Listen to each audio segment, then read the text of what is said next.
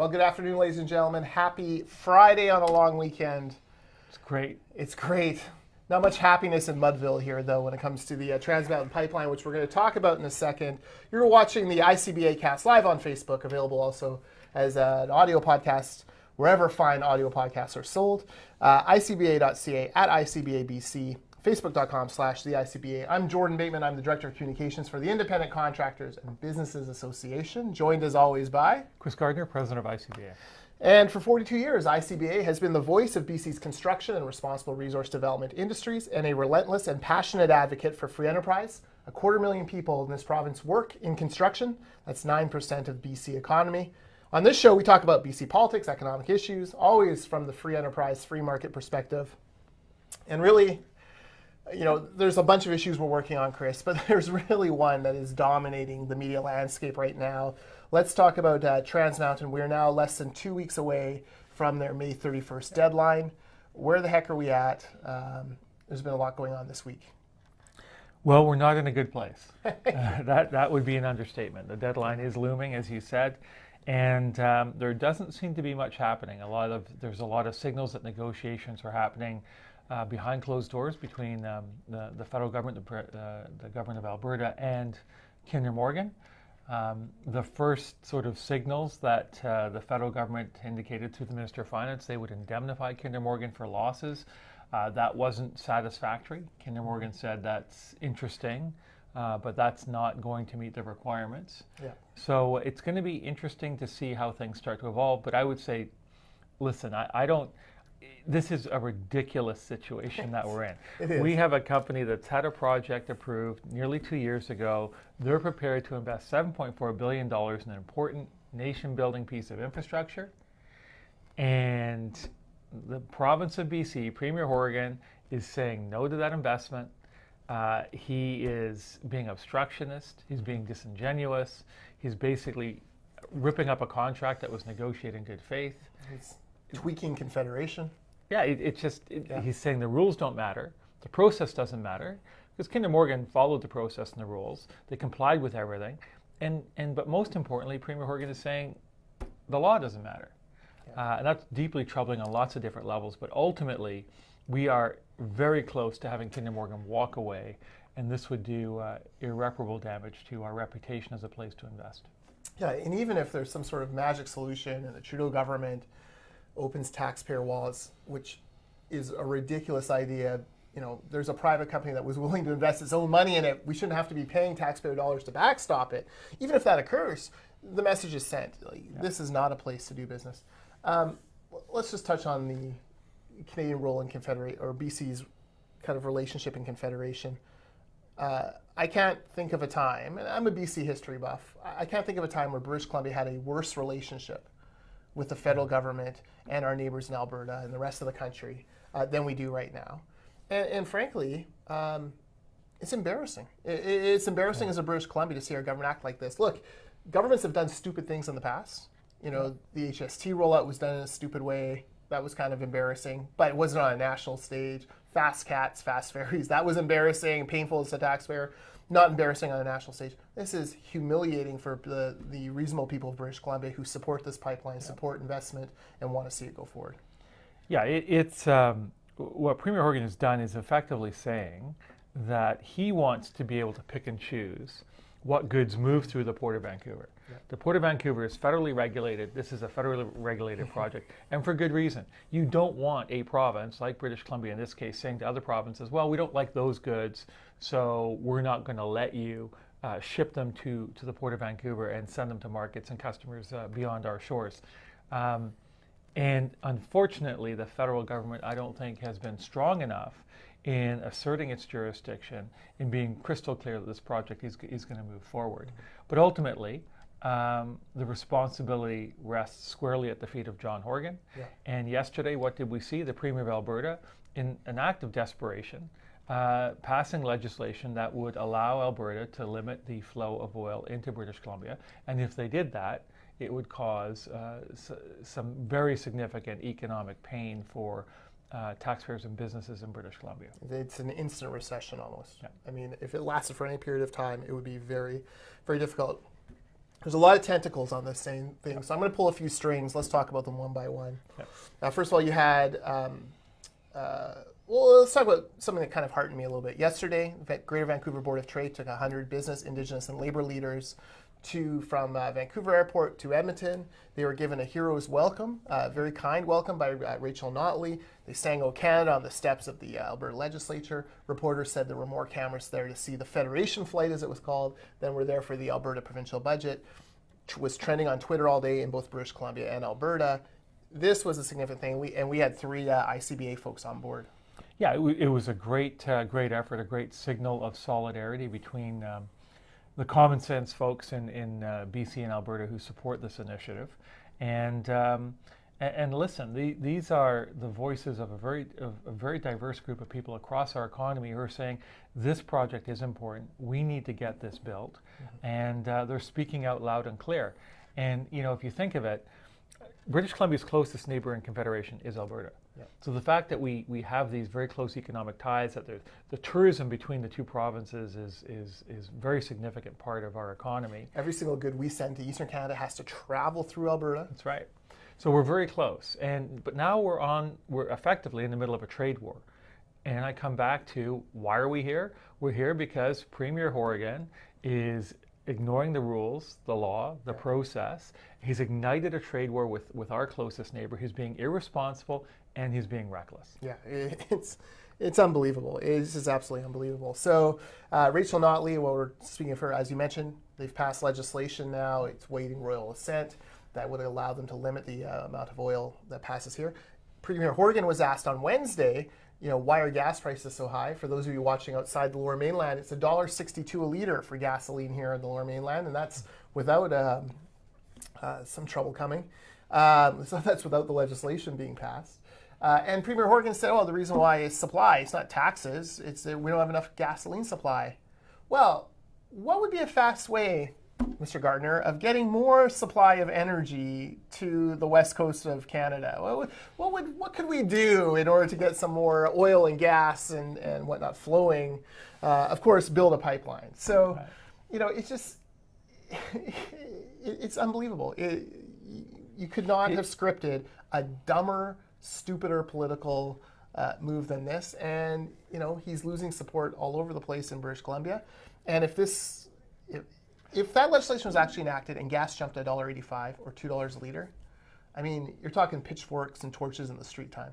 Yeah, his positions are he's being disingenuous, and if you think of it, he's suggesting that we have a supply problem on the oil and gas file, but on the housing file, interestingly enough, he does not recognize simple market economics and recognize that we don't have enough supply of housing, and that's part of the reason why the prices have gone up to the extent that they have. But he continues to deny that there's a supply problem there, but conveniently, there's a supply problem for the price of gas, and he won't do anything about it, whether it's involving oil or housing. This is a government that doesn't understand plain old-fashioned economics. Yeah. Now, John Horgan did find an ally in his ridiculous war on Canadian energy. Al Gore came out this week and said that we shouldn't build this pipeline because blah, blah, blah, climate change. Well, Al Gore, how much weight should we be giving the Vice President of the United States that couldn't defeat George W. Bush?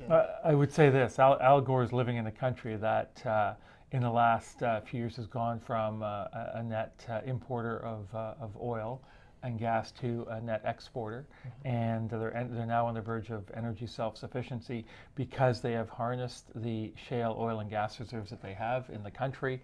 And not sure what he's talking about, but I think Al Gore should focus on what's happening in the United States and pay less attention to what's happening in Canada. Yes, fair enough. A couple more comments that happened this week. The mayor of Vancouver, Gregor Robertson, made comments to, I believe it was a New York group, that the pipeline won't be built because protesters are in the news.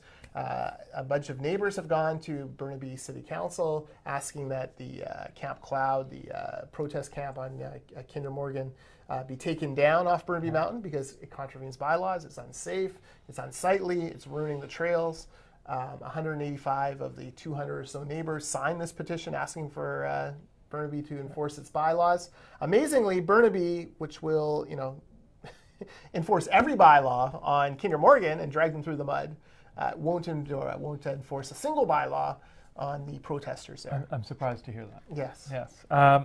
Listen, nobody, the right to free speech and to protest actions of government is fundamental to our democracy. But you don't have the right to put up these camps and inconvenience entire neighborhoods for weeks and weeks on end. The camps are unsightly. There's garbage all over the place. They're not safe. In certain circumstances, there's been issues of violence. Yeah. The main thing is they're worried about oil spills. They're worried about explosions of the tanker farm. Honestly, this is one of the things that these tanker farms are going to explode. They have open flames in their camp, like bonfires going on, a few meters away. There's a lot of this. The hypocrisy exactly has gone over the top. I'm at a loss for words, which, if you know me, is shocking. Kennedy Stewart, the Burnaby MP for the NDP. By the way, the BC NDP are fighting with the Alberta NDP, and it looks like the federal NDP have sided with BC as far as stopping the pipeline. So that's another check mark against Jagmeet Singh. NDP MP Kennedy Stewart, who was arrested and charged criminally and pleaded out for protesting. He's now running for Vancouver mayor. And Chris, in his opening press conference, he announced that the people of Vancouver don't want to be an industrial port. One problem, they have a massive port with billions and billions of dollars worth of trade and infrastructure happening there. One, he's not going to win. He better not win. Yeah. Two, doesn't understand basic, simple economics, doesn't understand how people support their families, doesn't understand our economy. And it's unfortunate that we have so many individuals seeking public office to make decisions about our economy that don't understand how it works. For him to say that we are an industrial port. The Port of Vancouver is an industrial port. Yeah. It is one of the busiest ports, maybe the busiest port in the country. Mm-hmm. It's very strategic. It's a very important source of thousands and thousands of jobs. 90,000 jobs. And you have a flow of goods from every other province in this country. His comments are irresponsible, they're reckless, and he has no idea what he's talking about, but he will not win. Well, unfortunately, he also doesn't have jurisdiction over the port, although he can make their life miserable. But this is a recurring theme with these opponents. Right. They don't have jurisdiction over things, so they just pretend they do and try to make it as miserable as possible. All right, one glimmer of good news. We had a true champion of Canadian energy in Vancouver this week. It was our annual Industry Outlook Forum held at the Hyatt Regency. Almost 400 people attended. And Saskatchewan Premier Brad Wall, retired earlier this year. He came out, he spoke, and I thought a home run speech. There was almost a groundswell to carry him off on our shoulders and take him right over to Victoria and smack John Horgan around. But tell you about Brad Wall, we got to spend a little bit of time with him. He's really he's the real deal. Yeah, he's very, very authentic, very genuine, breath of fresh air, exceptionally gifted communicator, can convey messages about what's important, what's going on in our economy or other parts of our democracy and other issues related to that are important to Canadians. And he does it in a very clear way, in a very compelling way. The feedback we got from his remarks were outstanding, and he was very.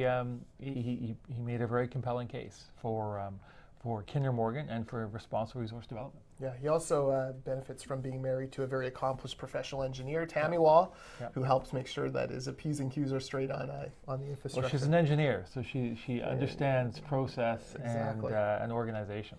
Exactly. Brad Wall wasn't our only guest. We also had Chris Wallace from Fox News Sunday. Chris, I know you're a big Fox News Sunday fan. It was pretty cool to meet Chris Wallace and hear his stories. Yeah, listen, he's an icon. He comes from a long line of distinguished journalists. His father was Mike Wallace from 60 Minutes. What I appreciated about Chris was during the time we were with him, very warm, very engaging, very open, and his comments when he spoke to everyone at the event were very balanced. This is someone who Fox News gets. There are some opinion commentators on Fox that are fairly far out there. but you've got other opinion commentators on other networks that are also equally extreme on the other side. Chris Wallace is from the School of Journalism. You do your homework, you ask tough questions, no matter who's on your show, and he did an exceptional job of presenting a very interesting view of what's happening in Washington, and I think everyone enjoyed it a lot. Yeah, I agree. His feedback or his thoughts on the mood of the debate that he hosted, his nerves, which made him just seem even more authentic and genuine, because who wouldn't be nervous to have 80 million people watching you have to stand up to Hillary Clinton and Donald J. Trump? It was a great event. And last year we had John King from CNN. This year we had Chris Wallace from Fox News. Next year, Rachel Maddow. I'm just kidding. I'm not sure we're gonna go there. I think we'll take a pass on that. We have to think Rachel, about. Don't call us. We'll call you. Yeah, but next year we're gonna line up someone who'll be equally interesting.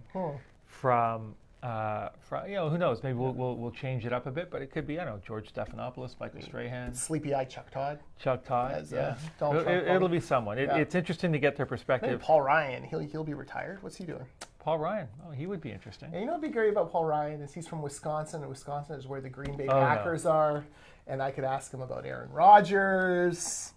I think we bring in Jerry Jones to counter Jerry Paul Ryan. Jones, and yes, the Cowboys. Apparently they still exist, unfortunately, folks. All right, let's talk about one other issue. May 31st is the Kinder Morgan deadline. We found out today that May 30th we're going to get some details, maybe, on proportional representation.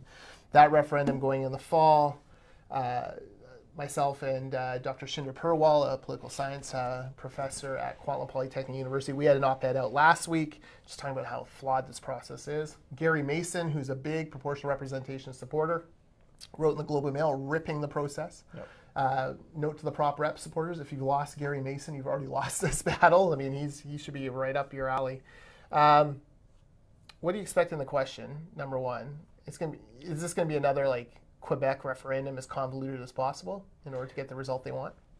Listen, the provincial government has done everything it can to tilt the scales toward people voting yes and voting to change the way we elect our provincial government representatives. And to me, their behavior has been appalling. They have not been acting in good faith in terms of how they're treating the electorate. This is a fundamental choice. There's nothing more fundamental to our provincial government and how in terms of how we elect them. That is the most fundamental thing you do, is how do you choose your government? And to just change this on a few months' notice without giving people time to consider it, to review it, understand the issue, make an informed choice. It's gerrymandering is what it is. It's just not using geographics to do it. Well, and they should have had the referendum at the same time as the municipal election. Well, first of all, I would say they should have it at the same time as an election campaign. Yeah. Preferably the provincial one. Yeah. And they should have waited instead of trying to ram this change through, and held the referendum at the same time as the next provincial election. And between now and then, have the discussion, have the debate, and have everyone informed so they know what they're voting for or against. Instead, now, second would be, have the ballot, have the referendum at the same time as the local election campaigns. Yeah. Every municipality is going to be electing new mayors and councillors on October the 23rd.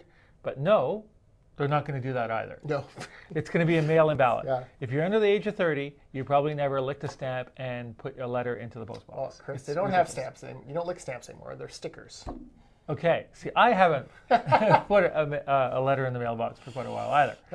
What we'll have to do here is we'll have to encourage people to bring their ballots in and get them in the mail. And yeah. Actually, I've been doing some research on this, and mail-in ballots are more common in certain states. And the number one issue that they have to deal with to get out the vote isn't knowing who's voting. It's just reminding people how to use the mail, because millennials don't do it.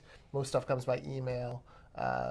Well, and it will be, I remember, I think it was the Translink tax mail-in, where you had 4 envelopes. Yes. You had the envelope it came in. Ladies and gentlemen, before May 30th, get out there and buy stock in envelope companies based in British Columbia. You're going to make a fortune. You want to buy now and sell immediately after that referendum when the first earnings come in, because they will use 3 envelopes, because you have to have the mailing envelope, the privacy envelope, and the return envelope. It's crazy. It's crazy. Yeah. The whole thing is crazy. And take it from a guy who's won a mail-in ballot. The whole thing is nuts. I actually went over to Elections BC and saw them counting the TransLink mail-in ballots. And Chris, it was pallets, it was bins, and what they would do is every municipality had a different code. They'd come in and they'd throw them in these different bins, and you had thousands and thousands. And they showed me like the machines that they would run them through to open all the envelopes, the first round of envelopes. Right. Then they all get stacked up, and they'd have to run them through another machine with these knives to cut them into the second envelopes. And then they'd count them, and is this okay, well that's a questionable vote. And it was an amazing operation to see. The whole time I was there, because we were ahead in the polls and I felt confident we were going to win, I thought to myself, I was more looking at like the fire sprinkler system, like don't let the bad guys light this thing on fire. Right. What would we do? It's a nondescript warehouse in Greater Victoria, so that I suppose will be used again for this. All right, anything else going on that we should touch on? I'm checking my list. Speculation tax, scrap the speculationtax.ca if you haven't signed that petition, do that. This is especially important if you live in Kelowna, West Kelowna, that area. We're actually seeing developments, projects canceled because the market's just fallen apart. And it's not from foreign speculators in Kelowna, West Kelowna. It's from British Columbians who may be looking for a second property for for retirement or for holidays, and also from Albertans who are already pissed off with this because of John Horgan, and now are being taxed out of the jurisdiction. Yeah, we're unfortunately where we are in British Columbia now is we're being taxed to death by a new government. Yeah. We're being regulated. Our economy is going to. This will all the onerous tax regime, the endless amounts of red tape, it's all going to start showing up in our economic performance. Yeah. You cannot tax your way to a more affordable housing market, to a stronger economy, to jobs, investment, and opportunity. And that's what this government doesn't understand. They don't understand simple economics. Yeah, you are correct. All right, last thing, big weekend for royalists like me. It is the wedding of Prince Harry to the lovely Meghan Markle. Are you going to watch the wedding? I might watch the wedding. We have a big hockey weekend. I'm trying to decide if I'm going to get up early. I assume that if I stop by your place, you'd have like a wedding cake ready or be celebrating. Come on. Yeah, no. If it's on like early in the morning. 3 a.m. Yeah, no, I will not be watching. Now, do you remember Princess Diana's wedding? Were you awake for that? I watched that wedding. I did as well. My family woke me up. What were you, like 2 years old? It was 80 something, so I was like 5 or 6, I think. But I remember my grandfather. He was a huge royalist. Loved the Queen. Yeah, so I would have been there. Like that's right. Yeah. He loved the Queen, and it was he forbade my parents from letting us live. Like this was a huge deal. But it is nice to see. It's nice to see those two boys who obviously went through a lot of tragedy and grew up in the spotlight.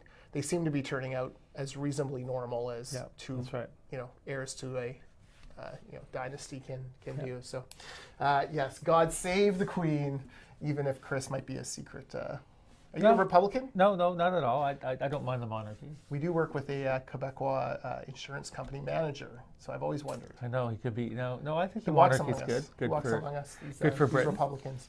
Anyways, congratulations, Harry and Meghan. I know you're watching this the night before the wedding. All right, thanks for listening to the ICBA Cast. We'll be back soon. Stay tuned throughout the week for other ICBA video content. It's Victoria Day. Have a great long weekend. ICBA.ca, at ICBABC on Twitter, Facebook.com/the ICBA. Thanks for watching. Thank you.